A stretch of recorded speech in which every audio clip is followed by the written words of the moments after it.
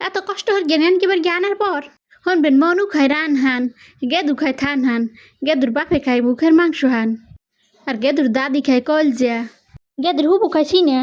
সকলই ভালো ভালো তো সব খাই এক কোনায় পাও পান না গিলে দিত হইয়া হ্যাঁ এত কষ্ট গে রান জ্ঞান এইবার হে খাও না না না না হিয়া তো চলতে পারে না চান্দুরে এইবার তোমাকে এমন মজা হর গিয়ে পাও পান না গিলে রান গিয়ে খাওয়ামু খাইয়া ইয়ার পর মাংস কাহান সব গেদুর মায়েরে খাও আর সব পাও পান না তোমরা নিজেরা খাও এখন থেকে মুহুরা পাপা না চামড়া তোমরা এর মুরকে রান দেবেন হাল গিয়ে তার বাপে না গাদার সদ্য গোষ্ঠী সকলি খাবে এই পে আপনি মাংস কন খাবেন এর মুরকে মুরার পাপা না চামড়া তোমরা একবার রান গিয়ে খাইয়ে দেখবেন এরপর কিন্তু আর হালাবেন না এই জিনিসগুলো পেয়ারের ভিতর প্রথমে নুন দিয়ে একটু ফসর ফসর ফসর লাগিয়ে নিতে হবে এই তেলের মধ্যে নুন দেওয়ার কারণে কিন্তু সালুন আপনাকে তাগারিতে লাগবে না এইবার পিঁয়াজটা একটু কতক্ষণ বাজ গিয়া এর ভিতরে মুরার পাপা না চামড়া তোমরা সকল দিয়ে এর ভিতরে আলু একটা কুচুর কুচুর হয়ে কাট গিয়ে ভিতরে দিয়ে দিতে এরপর এইটার লাল হয়ে সুন্দর হয়ে সময় নিয়ে বাজতে হবে এইবার দেবেন মরিচের গুঁড়ো একারে কড়া হরিকে এইবার হলুদের গুঁড়ো দেবেন কড়া কড়া একদম ঝাল ঝাল যাতে লাগে এইটা রানগি খাওয়ার পর কবেন কি জানেন এই রেসিপি কেন তুমি দেও নাই মনু আমাগো আগে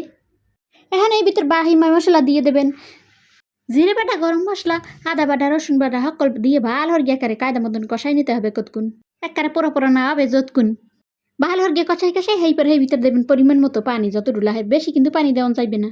আগে কিন্তু মগমাশায় পাও পান নাই কেউ খাইতে না গিলে গালিয়া কিন্তু হালাই দেওয়া হইতে এই রেসিপিটা বানাই একবার খাওয়ার পর বাসার হকল দিয়ে ইয়ের প্রেমে পড়ে গেছে তো এইবার হকল পানি টানাই টেনে এরকম তেলে সব সহ বানাই নেবেন দেখেন রেডি হয়ে গেছে এই গরম ভাতে লই খাবেন আর খালি খাবেন।